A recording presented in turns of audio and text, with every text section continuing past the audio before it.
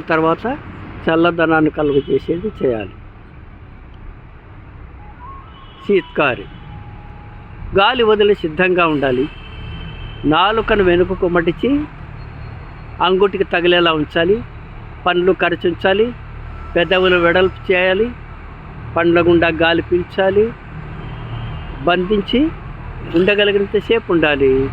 స్తభ చెప్పినప్పుడు ముక్కు ద్వారా గాలి వదలాలి. ప్రాణాయామ స్థితే పండ్ల గుండా గాలి పీల్చాలి. పండ్లు కరచుంచాలి. బంధించి ఉంచాలి. గడ్డాన్ని చేతకా నుంచి బంధించి ఉంచాలి. నాలుక అంగుటికి తగిలేలా ఉంచాలి. స్తభ, తల వెనుకకు వాల్చి ముక్కు ద్వారా గాలి వదలాలి.